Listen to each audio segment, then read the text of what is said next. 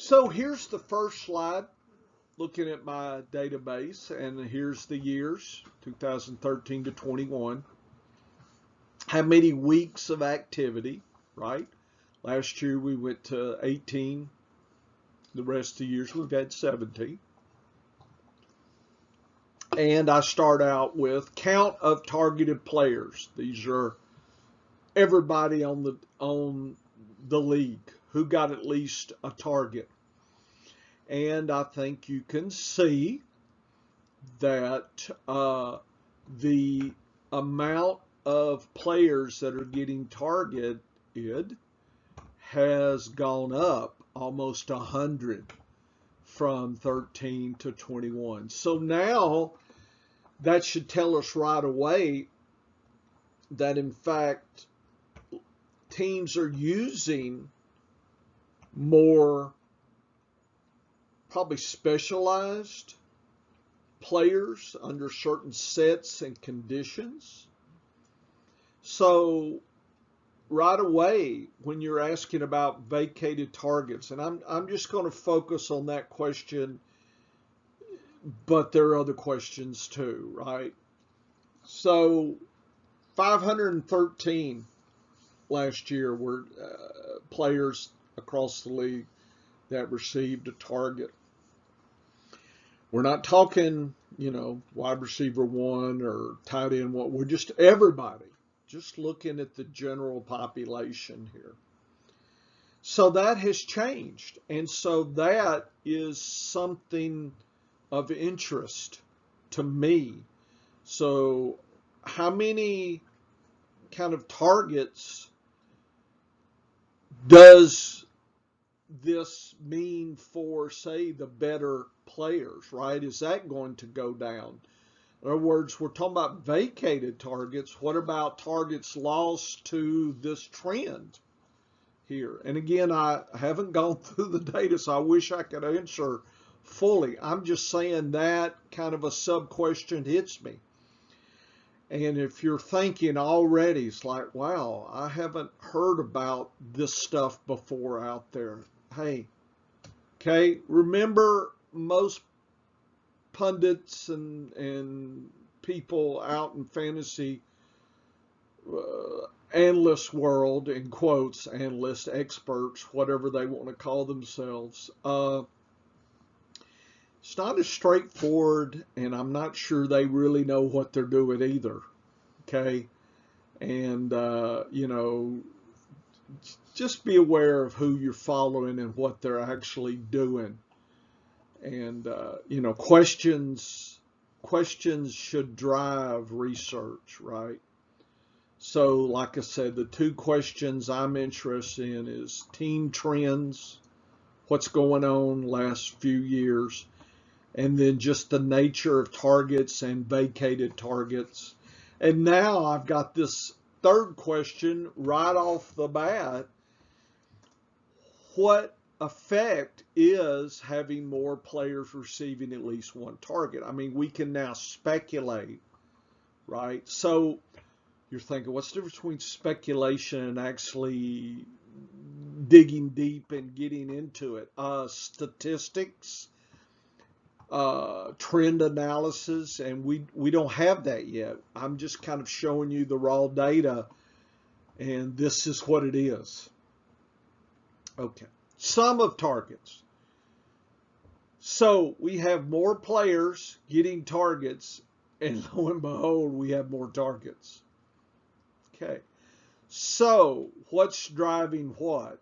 Is people are saying, oh, the league is becoming more pass happy. Well, we actually, if you look at the sum of targets, yes, 2021 was the highest. It's over 18,000 targets across the league. But look at the year before and the year before that, 2019. In fact, the lowest was 17 and 18. So we kind of hit a valley there, and now we're kind of coming back up. So people, if you only look at 2021, you're thinking, wow, it's just a pass happy league. I look at 16, 15 saying, that's not too far off from 2021. So I'm not sure how much I'm buying just lots of targets, around. It looks to me like there's more players receiving targets. I'm thinking that seems to be what's happening, not necessarily just more targets with the same number of players. I'm not buying that. What about targets per game? The highest was 2015, which was 14. So of the weeks, right, 14,021, and last year was 14,000. So 2015 to 21. So again, there's not like some trend. It's just there's ups and downs here. In fact, the highest was 2015. So again, I'm not sure if the targets per game is something that is changing so much here. The targets per snap, when you look at players, it was higher in 13, 14, 15, 16 than it was the last 3 years. Look, it's 9, almost 9, 9.3. In previous years, it was up to 10, over 10%, 2014. So, again, with more players, then when you're looking at snaps, you're getting more targeted players out there, maybe per snap. So that idea of more players getting involved seems to still be on the table for us to study and think about what that means. So that's the first thing right now. So you're saying, well, what do how can I, look at my drafts different? Well, I think right now, the way I would look at it is I think there's going to be specialized players. And I don't know the end of this. This is just my hypothesis now based on this slide, that we're having more specialized, like 3 wide receiver sets, 4 wide receiver sets, maybe red zone situations, third down. So more players that play a more of a limited role. So that means that somebody's probably losing targets just having that trend, right? I mean, you can't have more targets, more players getting targets, and somehow things are not changing, because the targeting numbers hasn't dramatically changed, but the players that are getting targets has. So I think that confounds this vacated target scenario here. If you don't understand the environment, you could be tricked a little bit on the impact players coming and going might have. So that is a cautionary analysis that I have based on this. Okay. Next slide. This is the team level, 2013 to 21. Total team targets. That's everybody, quarterbacks included, whoever's getting targets.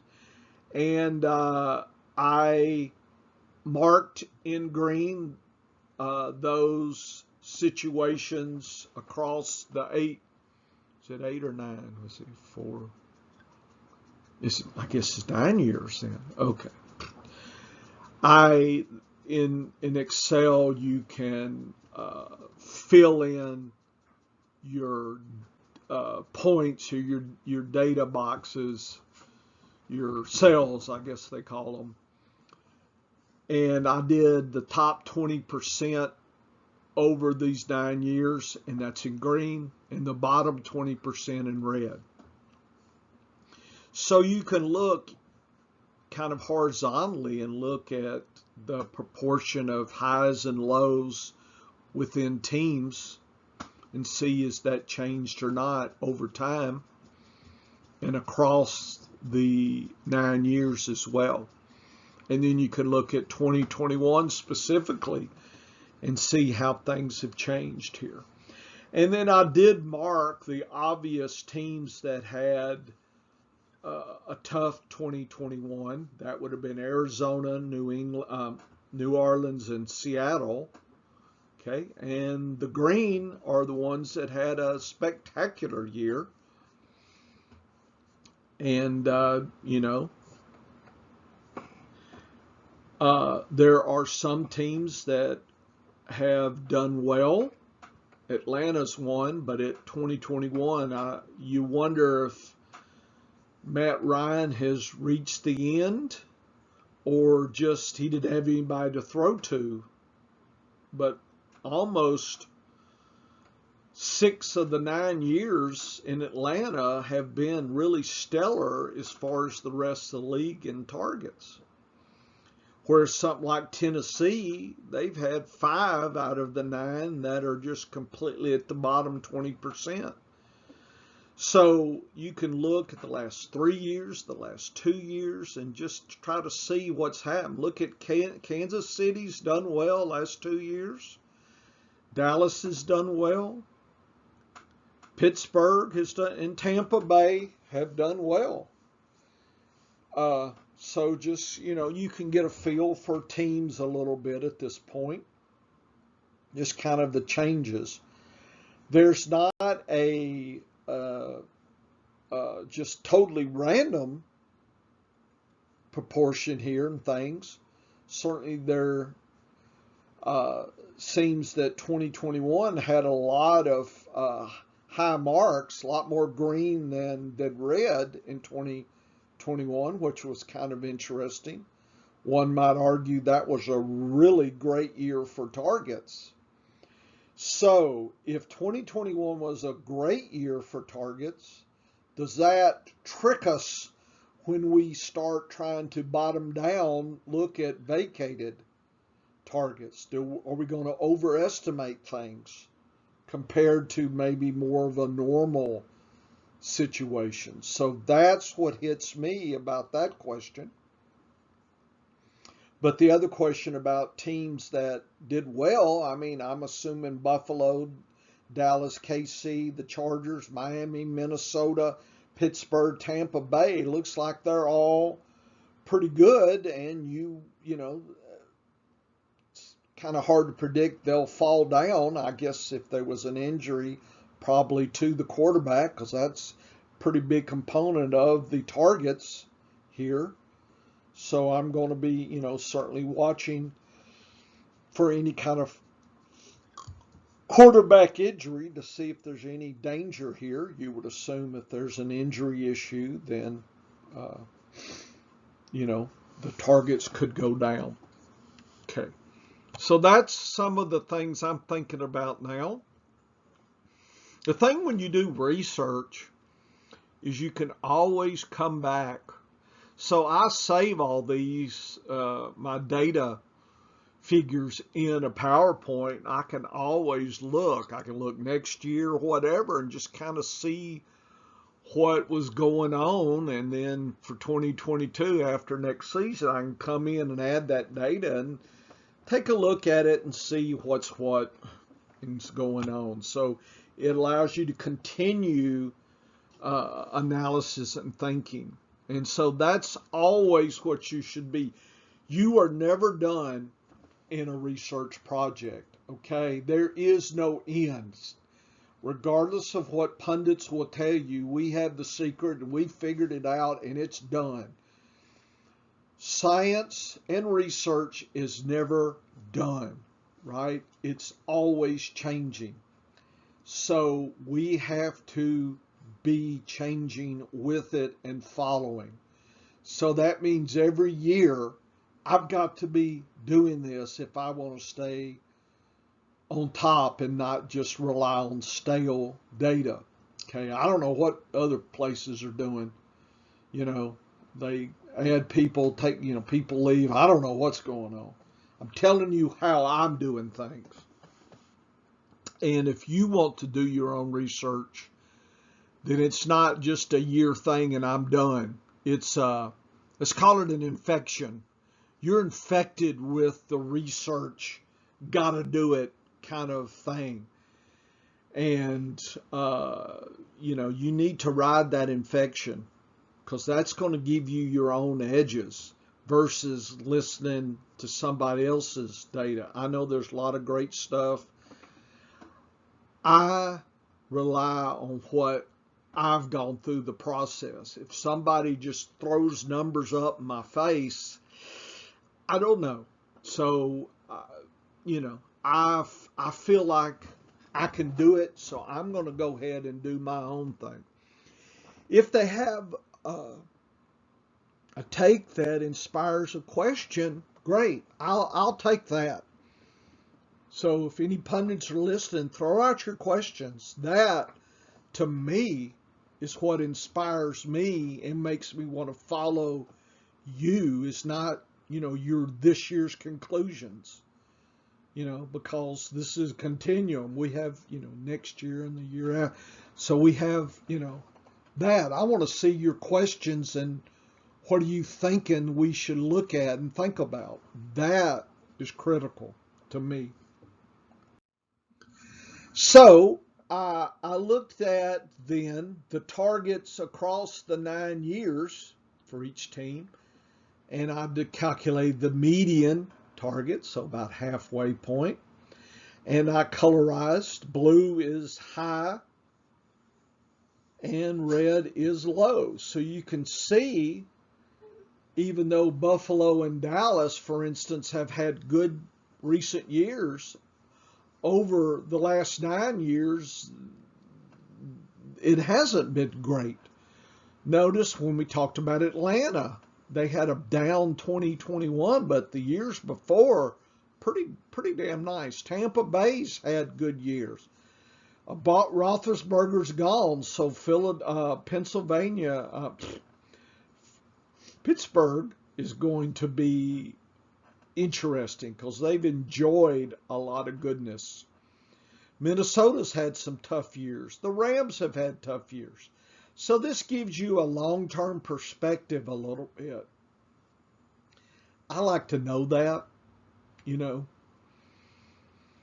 and just kind of consider what that means. And then I have 2021 versus the whole 9 years.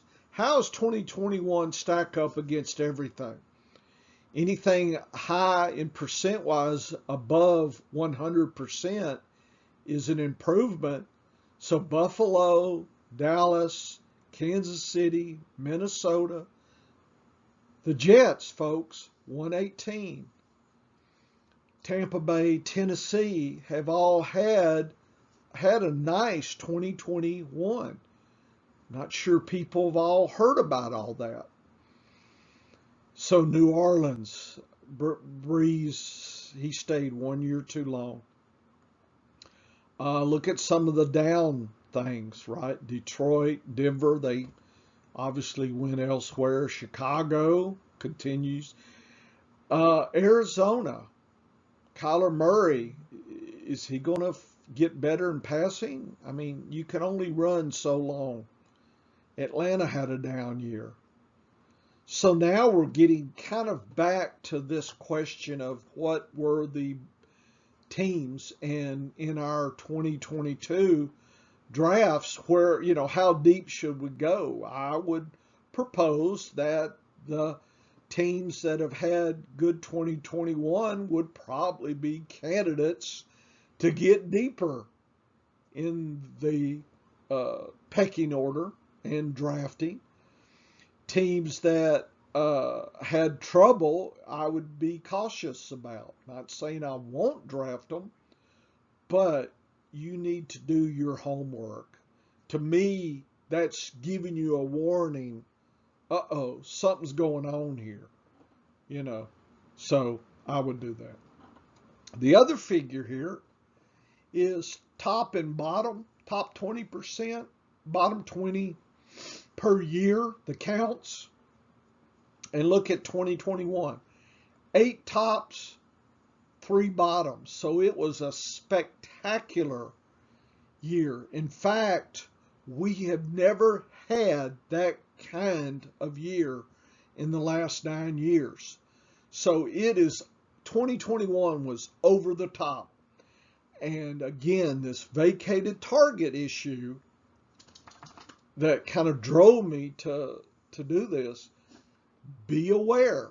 And you're saying, well, I hadn't heard anybody talking it. Well, that's because they're not doing their job. No offense. Okay?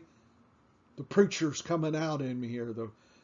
The preacher of science is coming out. Folks, I wouldn't pay good money unless they were doing this kind of stuff and getting deeper. I understand they may not want to show you the data, but they ought to at least give you some idea that they're behind the scenes doing something. I don't know that. I mean, I don't know who these people are out there. I don't know what they're doing. I like to know what I'm doing because I'm doing it. Okay? This is my work. You know, I'm heavily involved. And look at, say, you want to see the opposite. 2017, 1 positive, 6 negative. It's like the, you know, if Mario, then it's Wario land. If you've played Mario Kart there. It's the opposite of Mario. It's Wario. And that was 2017. What the hell? So if you were looking at vacated targets there, you might have underestimated what was going to happen. So you're saying, well, look at all the tops and bottoms, and it's not the same. There are some variation. That's why I'm doing this work, because I don't think it's as straightforward that people would have you kind of 2 plus 2. Well, if player X had 100 targets and they're gone, that means that those 100 targets are still there somewhere. I don't know where they're at. Maybe in a secret chest or something. They open it up, the target chest, and it flops out. I don't know. And then those magically go somewhere. No, I'm not buying it. I do not think it's as simple as people want to tell you about that vacated targets scenario. I think it's complex and it's going to be muddy, and I'm not sure at the end of what I'm doing I'm going to have the actual answer. Sorry. Okay? Sorry.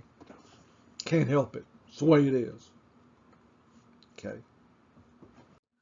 So I plotted the team targets in the blue bars with 21 versus all differences. So just kind of look overall at the teams, kind of the median of teams, what they've done, and then how did they look in 2021. So you can see, look at Buffalo, look at Dallas. Some of the worst 9-year medians, but what a spectacular 2021. And you can see, look at the distance between this point and here. So you could just look at the distance here and see how spectacular 2021 was for some of these teams. Look at the Jets. They're about the worst ever. Look like the bottom 4 or 5 in the league in the last 9 years. Boy, they had a great year. So people were talking about, oh, well, Zach Wilson's going to do good. Well, he might. He can't do it a lot worse than what's gone before. Here's Tampa Bay and Brady. Look at that. He's still the GOAT and whatnot. So I would use this to kind of, again, that comparison.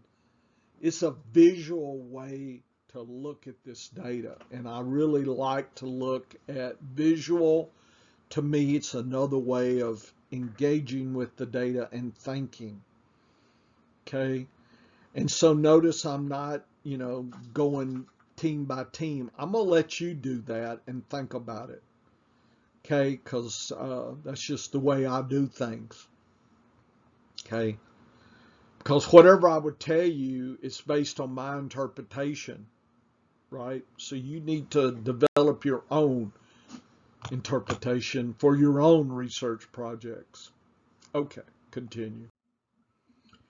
So now I listed teams and I looked at the year to year differences in total targets, subtracted, for instance, 2014 versus 13, 15 versus 14, 16 versus 15, and so forth.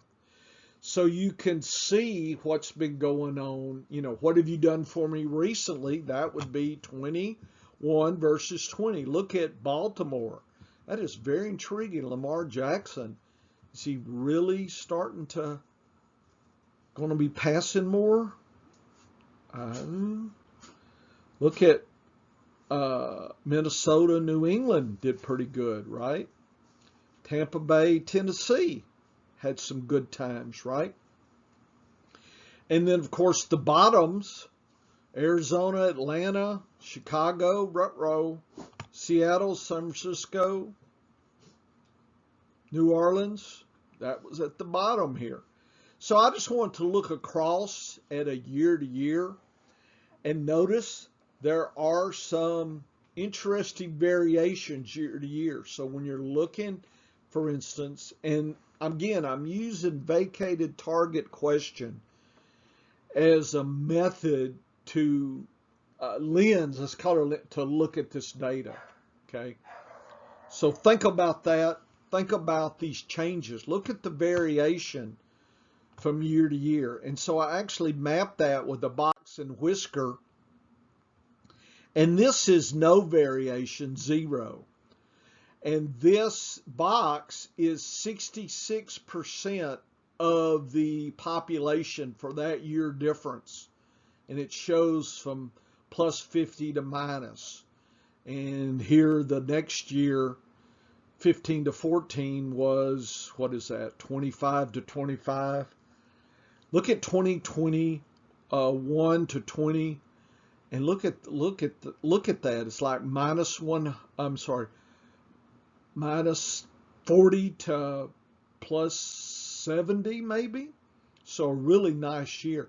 But notice the overall league averages, and that's the little X's, are about near 0. So overall, the league doesn't seem to change, but the range at which individual teams can be is really variable.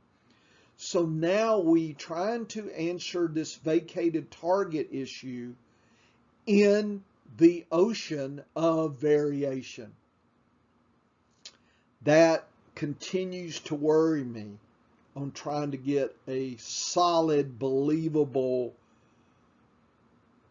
way to look at vacated targets. Right now I'm skeptical. Of the data I've already seen, I'm skeptical.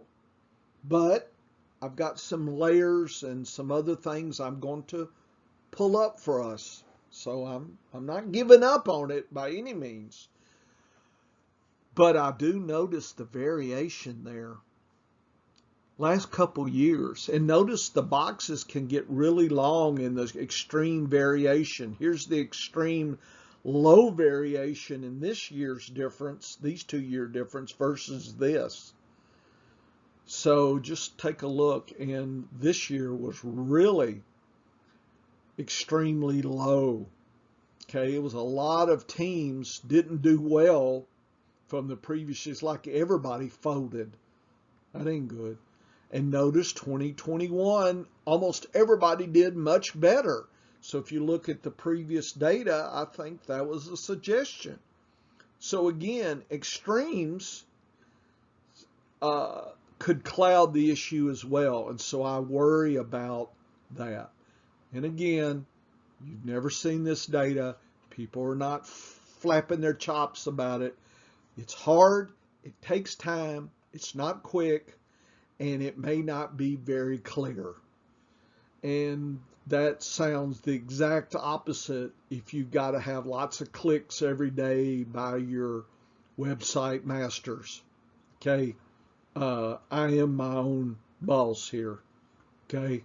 Me and Dennis that do the Science of Fantasy podcast and the Science Fantasy website, we're partners. He does his thing, I do mine, but I don't have to have clicks and stuff. Well, you're saying you sure seem productive.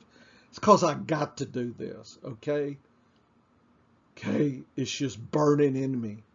Okay, I can't describe it. If you don't got it, then I probably wouldn't do my own research. If it doesn't burn, if you don't sleep, eat, and breathe this stuff year after year, then maybe this is not for you to be an analyst, because you got to burn, and I'm talking year and year.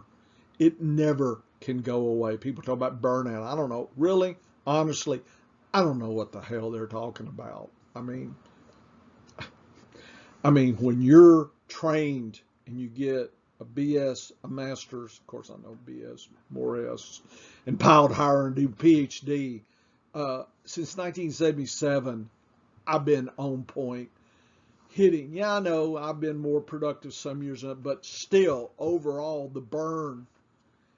And just to let you know, I've been burning since I was a kid. It's just I had to get this degree to prove to you what I already was. So that's just who I am. And I remain skeptical. A lot of the folks out here in the Twitter sphere, the pundit, the experts, I remain skeptical how much they really burn for this. Okay? Because I, sit around talking and swilling beer don't prove burn to me. Anyway, so lots of variation continues to worry me about that question. So here are the differences. If you look across the 9 years and say what are the halfway point, and it's not zero, which is interesting, but it's not so extremes either if you try to smooth out the data. And in fact, if you look at the population, most teams year to year are somewhere 22 targets higher or 17 targets lower. Most teams stay in that area. So when you're talking vacated targets, people want to imply hundreds. What's their definition? Hundreds? I would say I don't see it. The data is not supporting dramatic vacated target acquisition or drops, folks. It's just not. Okay? What it's telling me when I look at this is that there would be people that will get it, but it's not necessarily one person or one group. It could be spread out, and it'd be hard to actually find those targets unless you're keeping track of the running backs, tight ends, and wide receivers. So there's nothing that I've seen so far. And again, I haven't gone to positions yet. So you're thinking you're going to do that, right? Yes, that's going to that next, kind of like cutting the cake. We got layers, top layer. We're just kind of playing around here. We're in the frosting right now, not getting into cake layers. But that's what I'm seeing right now at that it's really not as dramatic as I would have thought. When people say vacated, you're thinking, oh, okay, he's going to get 100 more points next year. Wow. I mean, he's going to be a real bargain. This says, maybe not, if they caught 22 more catches, maybe it is 50, 100 points more. Maybe if they were 100% efficient, but some would catch 17 less targets. So they don't get all that. So look at the distribution, think about it, but it's close to zero across the league in 9 years. Okay, I think that was I was not predicting that at all if you smooth it all out. This is another way to look at this data. Median team targeting difference year versus year. Okay, so I looked at all those column differences there and looked at the 66 percentile mark, and that's the pink lines. So kind of everything between these two lines ignore. And so the extremes over the 9 years, we're talking 2, 3, 4, 5, 6, 7. 7 times it's been really dramatic. But that's balanced with 1, 2, 3, 4, 5, 6, 7, 8 times has been really negatively dramatic. So when people talk about vacated targets, there's this idea it's going to be a positive. I'm concerned it's a negative, actually. So how do we know that? What explains the positive and negative? It's negative too, folks. Again, anybody talking about that? Anybody showing this kind of data? No, they are not. Sadness is all I can tell you. This is the real world, real research from the real Dr. John Bush, the PhD. And I just burn for this stuff. To me, this is so much fun. So I've spent this afternoon bringing this. I wasn't going to wait to the end here. So we'll probably have this out here in a couple days. I got to convert it and do all that. Woo woo. Is this fun or what? More layers coming. Okay. More potential questions, and we'll see where we end up. Okay. Thanks for listening. No real persons were ever targeted in my overall opinion. It's the whole place. Okay. There's some good people out there. I'm just not sure there's many as people might think. Okay. Hopefully you're coming back. Thanks for the few that listen. Good job. Hope you do your own research so you can come tell me, Bush, you're wrong. Here's my data. That'd be great. Then we got something. Then we can both build together. Okay. Then we can really move up, right? If it's like Donkey Kong, right? We move up the layers, right? Dodging those barrels. Woo woo. Yeah, I'm old school. Video games back in my day. Okay, later.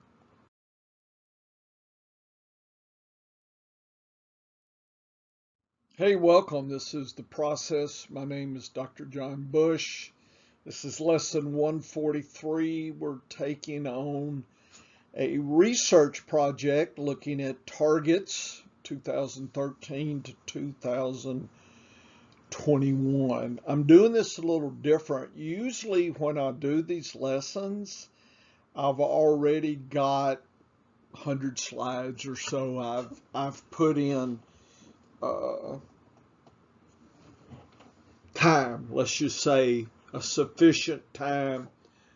And so I kind of know where we're going. Right now, I decided, let me show you another way to think about research projects in fantasy football informatics. This all started, every year I like to look at team targets, teams that pass a lot, teams that don't. I think those are metrics that allow you maybe to break some ties between closely ranked players. I think the depth at which you might draft in a team that's very active in passing is probably, you would think, common sense deeper. In other words, it would make sense to look at the third, fourth, fifth choices, especially for injury handcuffs and things, and wide receivers, and maybe even tight ends if it's a very active situation, and you've got a deep bench, right? So it's a way to set the format of target research. Also, I think there's some tangential questions that we can try to get a handle on. And one that I think people are very interested in is the concept of vacated targets. When player X leaves, what happens to the targets that they commanded for, the upcoming years? So some people probably would start bottom up, and that's not how I'm going to do this. I'm going to go top down. Okay. I think when you're looking at changes like that, and I understand you're focusing on, say Kansas City, Tyreek Hill's gone, what's going to happen? To me, I would start at the top, and in general, what's the variation year to year that teams have in their targeting from year to year, right? So you need enough data to look at that. So that's why I picked 2013 to 21. What is that? Is that 8 years? That's a lot of data. So, and right now I don't have an answer to that question, right? I don't know. But I do know it's important for us to have a reference class forecast of changes in targets. And that's the whole, I think, concept that I'm also going to get from this research. And there may be other things that come about and other questions that happen. I hope so. So to me, when I do research projects, I have questions, and that's how we should do our research. And so right now my question is changes in targets year to year. And you can think of these as sub questions. What are the teams that are traditionally high in passing, low in passing, these kind of things? So that's another sub question. So your research doesn't have to be so narrow. And I think if you narrow your focus, that can stop you from going down paths you need to go. So I don't try to define paths that way. To me, bottom up research kind of limits your view. And so that's why I like to do top down. Okay. In biology, at one point, all we could pretty much do was bottom up. Now, with understanding complete DNA analysis of organisms, we actually can go from the top down as well and meet from the bottom up. And so you get both versions of the situation, and you start looking at a system, right? So to me, in some ways, if you think of the league, it's a system, lots of components, and then you have divisions, and then you have teams, right? And then, of course, you have positions, and then, of course, you have the pecking order. So you're breaking what you're considering the system that you're looking at, kind of chopping it down, and that's the top up. So I don't know where this is all going to end. So I'm doing this a little different for those that are kind of interested, kind of a sideways. Certainly you'll get the data and some of the things I'm seeing and thinking about, right? But I thought you should kind of see another way to do this versus kind of having it wrapped up. I think when you wrap things up, and maybe that you don't spend enough time, I think there are deadlines out in these websites, and I think, people have this push to get things out quick. It's kind of like cooking the eggs before and then serving them before they're ready. They're squishy and the runny. It's like swarmy kind of eggs. It's like, no, I don't want that. I don't want it overdone, right? I want it, Little Red Riding Hood. I want it just right, or what is it? Goldilocks. Forgot my nursery rhyme deal here. So anyway, that's the idea of this is what I'm doing. So with that, I'm just going to take the journey that so far I've done today. This is a day's work here, about an hour and a half or so, because I already had the database.